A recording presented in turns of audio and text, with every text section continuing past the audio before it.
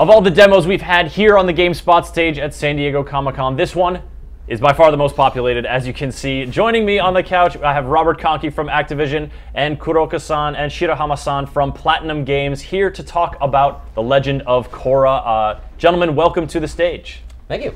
Very excited to have you here, especially you guys from Platinum who have flown across the sea to talk about Legend of Korra. Thank you for coming. Yeah, こちらこそ. All right, so Legend of Korra, let's talk about it a little bit. Give a quick overview because I think a lot of you folks have probably heard of Avatar: The Last Airbender, and if you haven't, come on, guys. But The Legend of Korra, you know, very connected to that franchise. It's all sort of part of the same franchise, but where does it distinguish itself? Sort of give us the baseline. Right. So you know, Avatar: The Last Airbender, obviously highly acclaimed, really cool show. It's got that whole thing where you have the different nations, and each of them have like a type of bender, which is like a person who controls elements. So you have fire, earth, air, and water, and the Avatar is kind of the guy that, or the person that kind of keeps the peace, and also is like the bridge between the spirit world and the real world. And so Legend of Korra is basically the sequel to that. It takes place over 50 years later, and basically the Avatar has been reborn as a headstrong teenage girl named Korra, and you can kind of follow her adventures in the show, and it's gotten really good, I mean, incredible acclaim. It's really well known. It's got a very avid fan base, and so we're super excited to be working on it. And the whole Airbender universe kind of lends itself to video games, especially action video games, the kind that Platinum excels at, you know, because you have all the elemental powers. So let's jump in right now, and we'll see some of the game in action. And sort of give us a setup for where we're going to be starting here in the demo. Yeah, so, okay, well, before we get into it, I will note that this game is not yet done. So everything's not completely final yet, but it's in a pretty good place already, so we're definitely excited to show it. But yeah, in the actual game, so I won't give away too much. So just a few things to note. The story was written by one of the head writers on the actual show, Tim Hedrick. It was, you know, the concept was developed in tandem with the actual creators of the show, Mike and Brian. And it actually takes place within the Korra universe officially. So it's between actually the events of book 2 and book 3. Okay. So this is like if you were following the show. I'll try not to give away too much of what happens in book 2, but some crazy stuff goes down around Republic City. Sure. And we're going to see a little bit of that, so I'm just letting you know. And so we're kind of in that setting. But basically, in the story, what happened was there's this strange old guy, and she has no idea who he is, but he's basically knocked her out, and she wakes up, and she has none of her powers. What? They're gone. I know. Shocking, right? And so... What kind of video game is that going to be, man? I want to bend air. Yeah, but so basically she doesn't know what's going on. She goes to her mentor, Tenzin, who is actually Avatar Aang's son from the original series, and she is trying to figure out what's going on. So he lives at Air Temple Island, and so she goes there to try and find him. He's not there, and in fact it's been invaded by chi blockers, which were originally shown in the first book of the season, and mysteriously have reappeared. So that's kind of where she's at. She's trying to simultaneously get her bending back, as well as figure out what's going on. And beat up some chi blockers, probably. Exactly. So all right, let's check it out. Yep. So we're going to start in the middle of the stage. This is a demo build, so it's not 100% in context with the story. Sure. So it's a little bit more focused on gameplay, but normal. Yes, playing normal. So 3 difficulty modes. No extreme. Yeah. Not yet. Not yet. All right, so you know, this as Korra. So is this sort of that video game trope of she's lost all her powers? You're going to get them back one by one, learn how to use them, and then bring them all together in glorious bending and harmony. It's less that she is relearning how to use them. It's more like she's gradually gaining her power back. Okay. And actually, for the purposes of this demo, we've actually unlocked everything, so she doesn't actually have to get anything back in this. Cool. She is at full power, and actually we wanted to just run through some of the stuff she can do. But in the actual game, yeah, you'll start out with not much, and then you'll start building it back up. And it's a great way to get reintroduced to how all the different bending styles work. So, well, it looks lovely. I mean, it's got a very crisp style that sort of you know, sort of that kind of immediate feel to it, but then of course the fluid animation of the show, and you know, I feel like when you make a translation from a show, an animated show, to a game, some things are maybe a little easier, the color palette, stuff like that, but the animations you have to come up with are so much more detailed than what you have to show, what you have to go off in the show. Right. well, and they need to be shown from way more angles and all that stuff. And these guys can really talk to that. We'll actually show a part where they'll do a little spiel on it. But so the first thing I want to do is actually just introduce the various bending styles. So one thing that we're really excited about for the combat is that you can switch bending styles at any time. Like literally mid-combo, you can switch bending styles. And that leads to an incredible amount of depth when you have all of them together. So right now he's showing waterbending. And the idea is it's primarily long range, and then it also is really good at juggling enemies while they're in the air. It has a lot of cool things like a grab where you can grab enemies and pull them towards you. You can actually turn things into ice. You can shoot ice daggers, nice. Which is really effective, and it actually from inside of a water dome. Naturally. Exactly. Obviously, yeah, exactly. And then next is Earthbending, which is much slower but incredibly powerful and very destructive. You're breaking stuff. Yeah. And it's got a lot of area of effect stuff going on with it. It's also really good with knockups, so it synergizes really well with waterbending because you can knock them up and then juggle them in the air. Kind of thing. That was an earthquake move that actually staggers enemies. And then firebending. So firebending is incredibly fast. It's really focused on long combos and speed. It's also got a lot of mobility. Like you can just see him just kind of jetting around like that. So, and then airbending. And then airbending is the most versatile of all of them. It's got a little bit of everything, and we'll see it in action. But so one of the fun things, really. It's got a little bit of everything, finishers. By which you mean also breakdancing. Exactly. Yes. So yeah, it's got a lot of area effect. It's got a lot of dash throughs, which are a bit advanced, but you can dash through guys like in midair or on the ground and continue the combo from the other side, kind of thing. It synergizes really well with other styles. So. We're just gonna, so a lot of stuff going on in terms of the different styles. Each have combos and tactics within themselves, but then because you can play them all interchangeably, that seems like really a lot of different sort of combat philosophies to fill, combat niches to fill in terms of what range, what kind of damage you're doing. Was that a little tough to all pull together? I mean, it seems like challenging to build that kind of combat system. Sure. I think that's a question for Shirahama-san. Shirahama-san, コラの方になんかいろんな、スタイルがベンディングスタイルがあるじゃないですか。それをうまくまとまるファイティングこういったアクションゲームでうまくまとまるみたいないろいろ頑張りましたでしょうか。そうですね。基本的にこの4つのベンディング、火と水と土をそれぞれ特徴が違うんで、それを一つにまとめるためには結構そのコンボの技のチューニングがとっても大変でしたけど、その甲斐もあってこの自然に違うベンディングをこうスムーズにつなげることができました。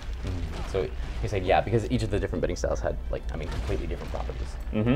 It was incredibly difficult to figure out a way to make that work, but through massive amounts of tuning, they were able to really come to a point where they were able to make them combine really smoothly together, which they're pretty excited about. Very cool. And of course, when you're making the decisions about how these combat styles fit together, you also have to design in tandem the type of enemies you face, because that's who you're using them on. It's so important to have them demand things of you and be challenging and make you mix things up. So how did that influence your approach to designing all the enemies you face? このゲームの中でいろんな敵も出るじゃないですか。その技を使うには敵が必要じゃないですか。そのベンディングのスタイルを考えて、それで敵を思いついたかと思うんですけど、それぞれのベンディングスタイルの特徴によって、それが敵のデザインをどう影響しましたでしょうか。そうですね。一つのベンディングが強くなってしまわないようにするために、必ずその各ベンディングに弱点もあるわけですね。水は遠くを狙えるけど、威力は弱かったりとか、その分すぐ接近してくる敵を作るとか、で土は強いんだけど感覚が遅いんで、すごく素晴らしっこい敵を作って、土を潰しに来ると。その分素晴らしっこいっていう速い。その分ユーザーはうまくベンディングを敵に応じて切り替えて、プレーを楽しむことができると、そういった仕組みになっています。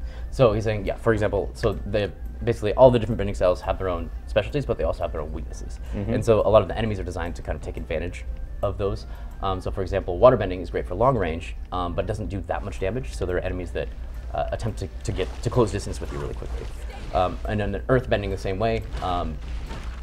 There are a lot of enemies that move, so it's a slower attacking type, so they've got enemies that move very quickly in order to be able to avoid it, so kind of keep the player on their toes, and kind of make it so that you can't get through the whole game just using one type of bending style. Sure. So they definitely have put a lot of thought into that. Well, Shirahama-san, maybe you can go, oh, you found an enemy to fight here.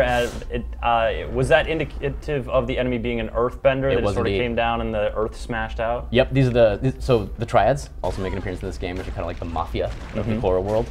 And they're all benders. They're called the triple threat Triads because there's Earth, Fire, and Water benders. So this is one of the Earthbending guys.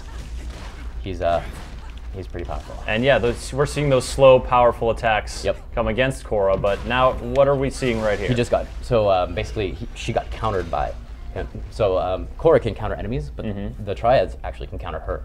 And so what happens is you go into this little sequence, and if you fail it, then they end up, then you're at a huge disadvantage. But if you win it, you actually end up knocking them back. So it's kind of an interesting thing that'll take you by surprise in the middle of battle, combat, especially when there's more than one of them. Is counter, like, is that you have a fire counter or a water counter, or does the counter exist sort of independently of the bending style? It's actually independent of the bending style. So the way it works is you have a block button, and if you hit it with the perfect timing, right when they're hitting you, you'll actually counter them. Depending on the move, some moves can't be countered. Typically, lightning-based moves can't be countered, but other ones can. And so if you hit it with the right moment, you'll have a chance to basically you flip both sticks up and just knock them way back. Wait, is Earth, Fire, Water, Air, which one is lightning? Lightning is actually not one of the elements, so chi blockers. Come on, man, I thought I had it Well, down. I mean, technically, lightning can be used by special firebenders, but that's not where that's coming from in this game. Okay. Where it's coming from is there are chi blockers that actually have lightning gloves, like these gloves that use lightning, or as actual electricity, and they shock you. And so we'll see one in just a second. He's a red guy, that guy right there.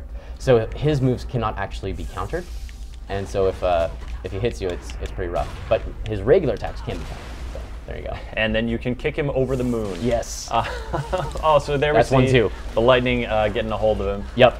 All right. Well, while that's like sort of he's in a vulnerable state because you've stunned him. Right, exactly. Opportunity. And there's unique finishers for each bending style, which are pretty spectacular, like the breakdancing one we saw earlier. So. Excellent. Well, I guess I have a question that this might be for Kuroka-san. Korra, as a character, is much more feisty and passionate as compared to Aang from Avatar: The Last Airbender. So, I guess for me that was refreshing to watch when I watched some episodes of the show. How was it for you to design the game? How did you sort of go about approaching her character and making that attitude come through?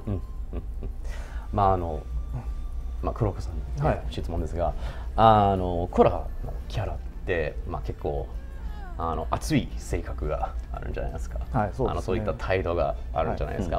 でそのキャラをデザインしてた時にそれをどう反映しようと思っていましたでしょうか。そうですね。熱いというか、日本でいうとおてんばというか、そういうキャラクターですね。はい。そういうキャラクターをどうデザインするというか、今回の作品っていうのはうちのプラチナゲームズにとっては結構IP ものっていうことで、そういう制作っていうのは挑戦、ある意味挑戦だったんですけれども、そういったところは、ライターさんとかニコロデアンさん、原作のライターさんとかといろいろ話し合った上で決めていきましたね。はい。So yeah, and they kind of from a Japanese standpoint, they kind of thought of her like her personality as being kind of like a tomboy. It's kind of how they refer to it. But they considered it quite a challenge actually to try and pull that off and make it convincing. And we actually did a lot of work together with Nickelodeon and the actual writers from the show to make sure that we were hitting that feel properly. So it was a challenge for them because they haven't really had to do that kind of thing before. They typically don't work with licensed games as much that have such an established world, and so that was a bit of a challenge. But yeah, it was really a cooperation thing, just making sure we're on track the whole time when kind of developing her character. So cool. Yep. It looks like you're anticipating a big encounter here. Yep. So, and actually, you could see Republic City in the background before he was showing it. We're at the this is the actual super iconic Air Temple Island, where she does a lot of training in the show. And he's got a yes. Go ahead. この今見ていただいているステージっていうのはこの原作アニメの中でもかなり象徴的なステージになっていてファンの方であれば皆さんご存知なステージになっているんですけれども、今回当然キャラクターに関してはシェリルシェーディングで忠実にアニメを再現してます。キャラクターだけじゃなくて、各ベンディングの効果ですね、エフェクトに関してもどこから見ていただいてもアニメに負けないクオリティになってると思います。そこまでいいですか？はい。すいません。Okay, so what he's saying is, so one thing that they really focused on, and he wanted to use this place as an example, but they really worked on getting the cell shading right to just really nail the look of the show. And not only that, but it was additionally like the effects that you'll see in the game. If you look at it from any angle, they did a lot of really meticulous research in order to ensure that it was hitting like that exact look of the show. So that's one of the things that they're really proud of that achievement. はい。で背景の方もですね、それに負けず、ここは木の G ですけれども、なんていうんですかね、シェルシェーディングじゃなくてここは、結構手書き風の、アニメの原作の表現を再現、してますね。でまたファンの方は喜んでいただけると思うんですけど、ああいった屏風ですね、コーラがトレーニングしたギミックっていうのも各所に散りばめられてますんで、きっと喜んでいただけると思ってます。So something that we think fans will really appreciate. So you'll notice in the backgrounds they actually did a lot of work to ensure that it has a kind of that hand-painted feel. You can see it like on the roofs and on the plants on the side over there. They've also included a lot of stuff that fans of the show recognize, such as you see the Bagua training portion where she needs to be the leaf and kind of dodge in order to figure out how to airbend, and so they've got a lot of iconic stuff from the show like that, so they're pretty excited about it. Well, that's always the challenge, right? You know, you guys as game designers want to bring your own design sensibility to the game, but you also Korra looks a certain way, she moves a certain way, she's in a certain world, so you have to kind of take that and make it your own interpretation while still remaining true to the source material. Right.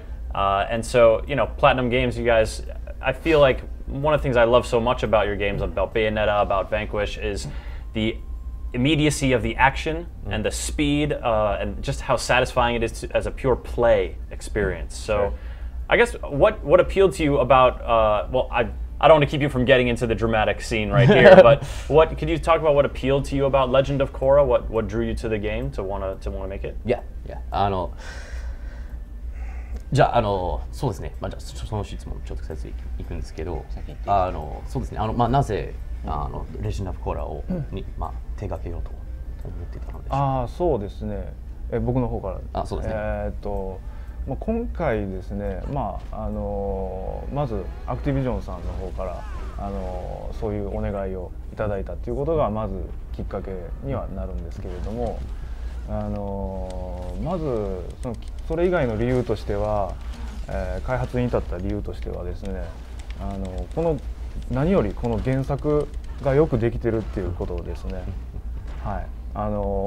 そのシナリオもものすごく細かく設定されてますし、それからアクションシーンですね。アクションシーンのアニメーションもすごく細かくスムーズに描かれてます。はい。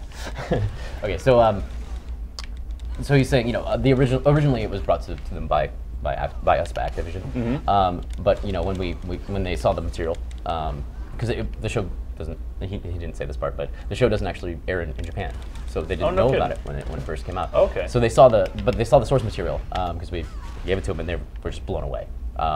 It was just so incredibly well done.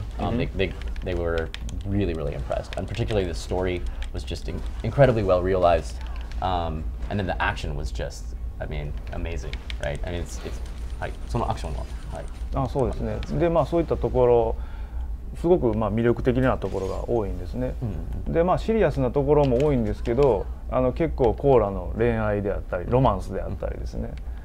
それから結構コメディというかお笑いなところもあったりとかして、非常にバランスが取れてるアニメーションだと思いました。日本では放送されてないんで最初知らなかったんですけども。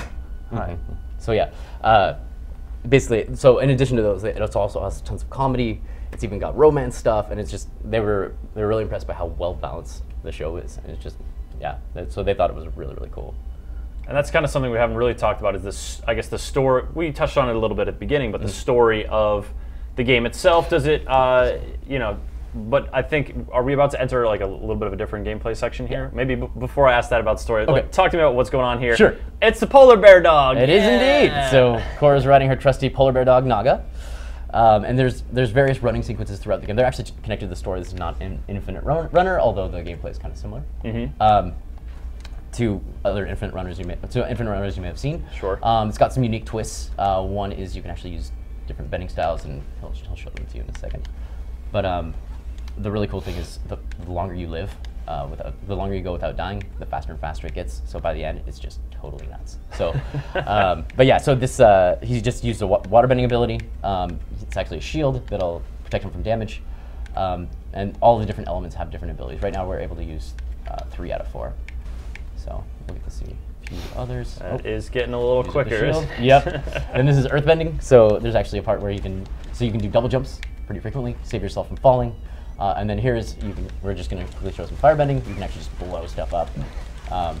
Seems like you're cheating cool. a little bit there. Yeah. I don't know.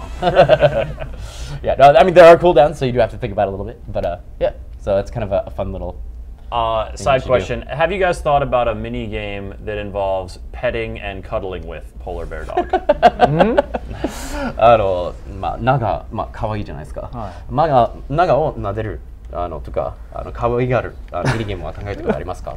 それは僕はそういう発想なかったですね。He said it never really occurred to him. ペットのゲームじゃないんで。It's not really a pet game, but no, you know. I guess it's not. Yeah. Man. リクエストが that's attacking まあでも you. 次回作で考えます。リクエストがあれば。It's saying it might be great material for a sequel, though. So Yeah, something to yeah. consider.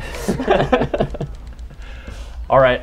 While you're fighting giant robot, sinister Megatank. diving mega tank thing, Yeah. The Legend of Korra, you know, it takes place. It's sort of a more modern setting than Avatar: The Last Airbender. It deals with some sort of issues that feel more modern, that feel a little bit more grown up. Totally. Is that something that the game touches on as well? Yeah, I mean, I don't want to give away too much about the story, but I mean, it's, Tell me the entire thing, Robert. Tell me now. Yeah, but probably shouldn't do that at this point. But yeah, I mean, there's definitely it feels like the show, right? The story feels like the show. It's what you would come to expect. She definitely what I can say is she definitely does spend some time dealing with the consequences of the decisions she made in book 2, particularly around what she decided to do with the spirit world. So are people gonna do some portals? You guys gonna tell the game player what she did in book 2? I mean, is that sort of? It's not going to require a huge amount of knowledge of the series. Yeah, you don't have to know everything that happened. It'll be a lot. You'll enjoy it a lot more probably if you do in general, because the events will be like, oh yeah, totally. Yeah. But at the same time, yeah, if you haven't seen the show, you're gonna be fine. But it is kind of, you know, the basic idea is it's her dealing with the decisions she made at the end of book 2 and some of the consequences of that. So what I can say is we have a unique villain that comes up in this game that was actually developed together between Platinum Games and Studio Mir, who is the actual studio that makes the show. Sure. And they're really excited about showing it. It's going to be pretty cool, and it's the guy that took away her bending, so that's part of it. But what a jerk! Yeah. Wow, yes. that's so we a have lot some of pretty cool finishers. That is the firebending finisher. Why don't you just start off with that move? Just punch him a million times with your fire fist. 最初からそういう技をすればよかったのに。弱らせないとダメです。Yeah, he's like, you got to build up to it. Yeah, of course, of course. Well, you guys are still working on the game, building up to the release of Legend of Korra. When is the game coming out, and for what platforms are going to be able to play it on? So right now it's coming out. Oh, so right now it is coming out in fall this year. Yes. And then the platforms are Xbox One, Xbox 360, PlayStation 3, PlayStation 4, and Steam. Fantastic. So, yeah. Well, gentlemen, thank you so much for coming on, showing off some Legend of Korra gameplay in action, and talking about the game here at Comic-Con. Much appreciated. こちらこそありがとうございます。 Thank you very much. Appreciate All it. right, folks, that's the Legend of Korra coming out this fall. Take a look, keep an eye out for it, and we'll be having more news about it, of course, on GameSpot as the release approaches.